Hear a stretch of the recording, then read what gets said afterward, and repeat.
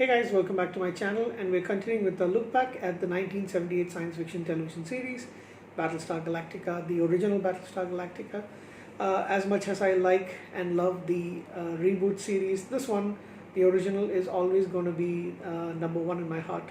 It is, of course, the very first television show, the very first science fiction television show, and the very first live action television show, which I mean other than cartoons, right? So first live action television show I ever got into at the tender age of 4. And yeah, I will be turning 44 in another few days. In fact, just next week. Oh my god, I'm getting old.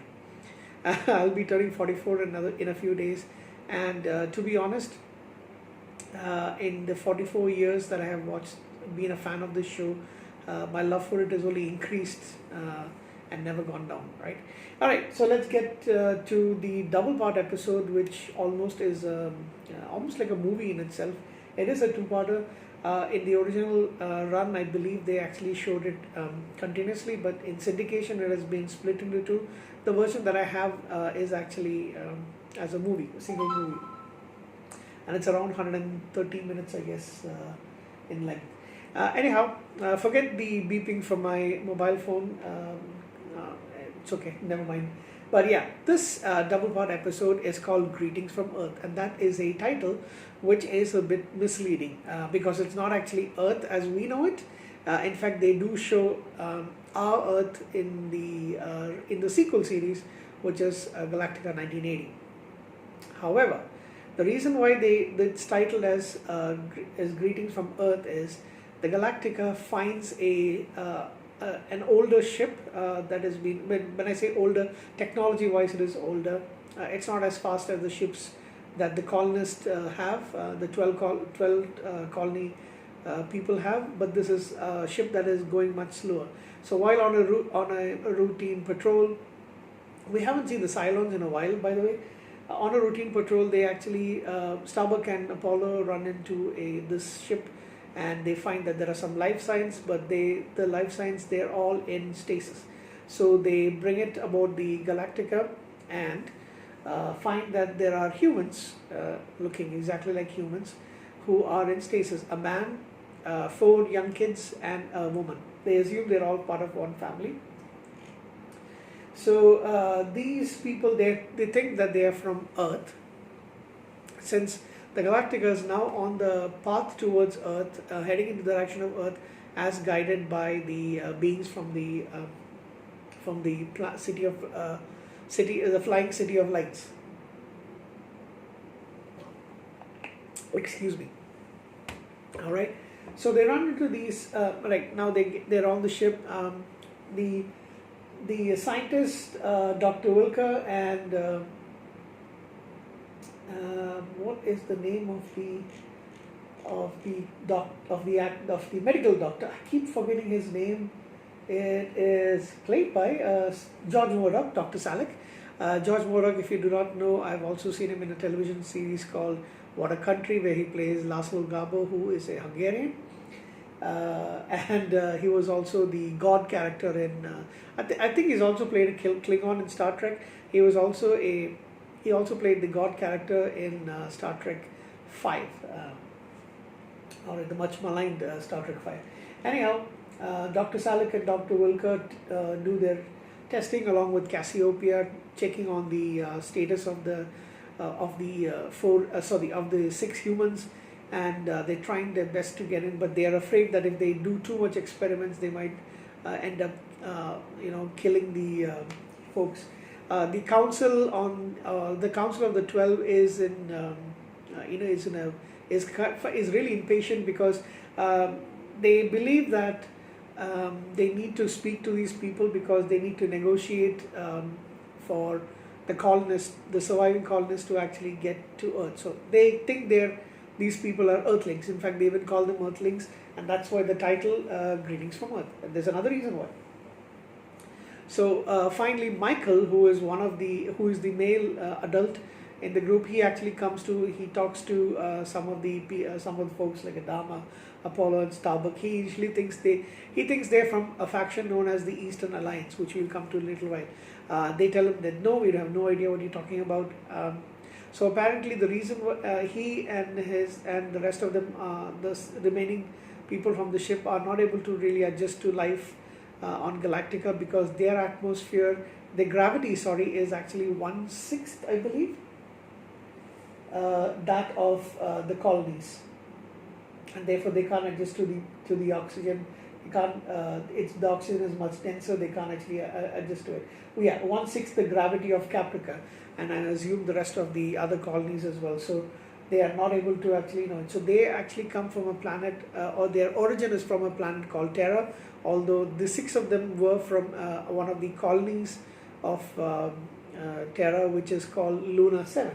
So apparently there is a planet called Terra, which, as you know, in Latin is actually Earth, basically, and hence the confusion. That's why the title. So yeah, Terra is Latin for Earth. That's the name of the planet. They have a few colonies, one of which is Luna 7, and there's another planet called Paradine, which is much further away. So these people are actually from Luna 7, and they cannot go back because the people of Terra have split into 2 factions: the Nationalist and the Eastern Alliance. The Eastern Alliance, when you do see them, they remind me a lot about Nazis, basically, and they have that particular, even the names, the uniforms, they remind you of basically Nazis in space. So, and yet another science fiction series that shows Nazis in space, just like Star Trek, just like Battlestar Galactica, and of course the X-Files as well. So I'm going to switch the AC off a little bit because it's kind of cold over here. So initially they are hostile towards the colonists because they think they are they are part of the Eastern Alliance, whereas our heroes think that they are from Earth. But they also find that the word Terra, but Adama says he recognizes the name Terra, which is the in Gemini's it is basically Earth, so they still think they're from Earth. However, Michael says they are not. They are from a planet called Terra, and they aren't the planet that they're looking for. However, I must say that it is we are led to believe that this particular planet and people who have live in the colonies of Terra are an offshoot of or descendants of the 13th tribe, which after they left Cobol, they possibly settled in Terra. Some of them went, or maybe some of them split and they went onto Earth. But however, these folks remained on Terra and they became the Terrans, basically. So it is a little confusing, I understand, because both the name is. I would actually like to investigate into this particular thing, and again, it's a shame this series actually got cancelled. But yes, this whole civilization of a lot of people on this planet and their colonies, the 2 factions, it'll be wonderful to actually dig deep into them. Anyway, the woman is called. So Michael, the guest star, he is played by Randolph Mantooth, and he is kind of, the name is pretty familiar. I'm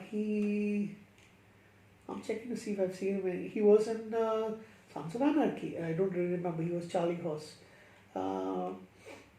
He was in One Life to Live. He was in several other. Anyway, but the name is pretty well known to me. Kelly Harmon plays Sarah, the woman, and we come to find out a little later that Michael and Sarah are actually married. The 3 younger kids are Sarah's. She is a widow, and Michael is also a widower. His wife having passed away. The oldest girl is his daughter. The other 3 kids are Sarah's. So apparently, with their home colony, Luna 7, no longer being able to sustain, because it's under Eastern Alliance, they have actually escaped, and they're heading to a planet called Paradine, where Sarah's father has set up a ranch for them, and in exchange for Michael has got the spaceship. In exchange for taking Sarah and her kids to Paradine, Sarah and Sarah's father has promised them a new life on the planet. So it's basically mutual benefit that they're actually together. They're not actually really together at that particular point in time. So, like I mentioned, the political history about the two sides, Eastern and Western factions. The Western faction known as the nationalist, and they're more peaceful. The Eastern Alliance is kind of like an imperialist form. They want to colonize as much of space as they can. Meanwhile, while this is happening, there is a smaller spaceship, ship, a battleship rather, from the Eastern Alliance headed by Commandant Leiter. Again, that's I mentioned, the Nazi symbolism is quite there. They are actually looking for the six of them. So on the Galactica, the Council of the 12 kind of pushed back Adama, saying that this is not a military mission to speak to these people and try to find it. It has to be a civilian one, and therefore Adama is supposed to give up. You know, the six humans that they found to the council, and they will question them and try to see how friendly they are and see whether they can actually set up meetings with them, with representatives of Terra, so that they can, because till now everybody thinks that they are from Earth. Since the colonists are actually looking for a new home and safety from the Cylons, and maybe they can pull their technological advances together. So the Terrans are scientifically advanced. However, they're at this point in time they're way more advanced than people in Earth, and of course, even with our standards, they are more advanced.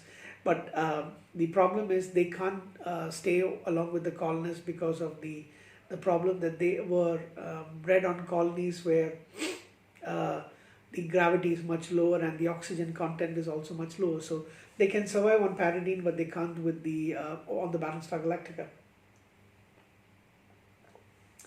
So Apollo, Starbuck, with Cassiopeia, Adama, they all plan to trick the council and they get these guys back on track to Paradine. They go there, they reach there, find out that Sarah's father has passed away, and she's really upset about that. The kids are happy because they finally back on land, and they can settle into their new home.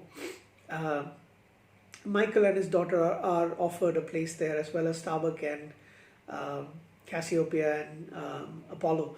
But they are greeted by two androids. They call Hector and Hector is the dad android, and Vector is the son android, played by, let me check. These are people who Bobby Van and Ray Bolger. I don't really know them. Excuse me, but they apparently are of that particular era. They were famous for their comedy routines, so they play the father and son kind of a role. Although they're androids, and whenever they walk, you can actually hear a little bit of a metallic sound going by. That's actually funny. So what happens over this is that the Eastern Alliance actually attacked Paradine and they destroyed most of the cities. However, the homestead that Sarah's father prepared is on the outskirts, away from the cities, and only it's just them and a few other neighbors have actually survived. The city has been destroyed. A little bit of a trivia: the scenes that they go into the city are actually the ruins of the huge building is actually from the 1967 Expo, World Expo, was it called? Something like that. Let me check. I don't remember. Yeah, the buildings were actually left over from the World Expo of 1967, which was a huge business exposition that they happened in. I don't know if they do them still yet, but apparently there were big things that were happening in different parts of the country, different parts of the world. And 1967, excuse me, happened to be the one that they did it in Montreal. And I remember that there's that Biodome, which is in Montreal, that's also part of that. They maintained that, but this one was, these particular prefabricated buildings were left over, and they, because of the harsh Canadian winter in that year, since then they were completely in ruins, and it looks really futuristic. So they made the perfect setting to show this. So while the Eastern Alliance now tracks their ship and they head to Paradine. So there's a few things that happen. Sarah is pretty upset initially. She doesn't want Apollo to leave. She kind of has feelings for Apollo a little bit. Because she doesn't really think that she's going to be having a life with Michael. She sabotages their Vipers. There are a few things that other happen, but Um, they do manage to get away from the planet, from Paradine.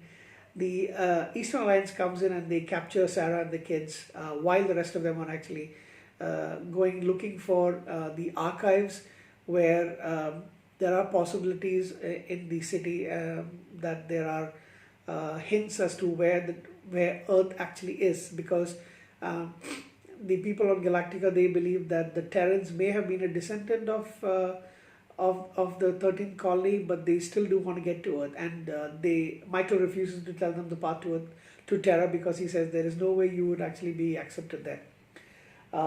So we do get to see Terra a little later on, but not in this double part episode. So the reason why Sarah sabotages because she wants him to stay. She wants Apollo to stay, and she thinks she can find a life with Apollo. I wonder why Apollo didn't tell her about Sheba, because clearly he's been having feelings for Sheba by this time. So Starbuck and Hector actually, Starbuck and Vector actually go to the city, and they try to find the archives, try to find some clues as to to Earth, but thinking that there might be some information in the archives. However, the atmosphere is much thinner in the basements, and Starbuck gets lost. Uh,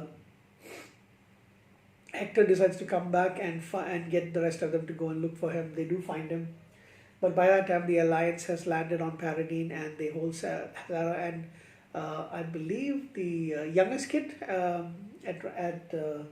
at gunpoint, asking them to reveal where the rest of the locations are. And so what happens is the kids actually go to one of the neighbors, who initially are hostile towards them, but the lady of the house, almost grandmotherly figure, she tells her husband no, she wants to help them. So he and another neighbor, they go and help the colonists, and they get the better of the Eastern Alliance people. They're now prisoners of Starbuck and Apollo, and they take them to the Galactica. Commandant Rita is still all full of bluster, saying that the Eastern Alliance is going to take care of you. They don't know where these people are from, so now they're the prisoners. They show them the Galactica, and he and the rest of the Eastern Alliance men are stunned by the grandeur of Galactica, because compared to their ship, Galactica is huge and looks way more powerful. So there's some awesome. I think this is a pretty exciting. In terms of action-wise, it's more restricted towards the end, but I think overall this double-parter is one of my favorites. It's pretty interesting. Greetings from Earth is, I really want to know a lot more about these worlds. Unfortunately for us, the show got cancelled, so we never get to know more. But I've been reading up a little bit about it, so apparently, and then we do get to see Terra later in another episode. So, like I mentioned, this aired as a special 2-part presentation, and later was edited into 2 different episodes.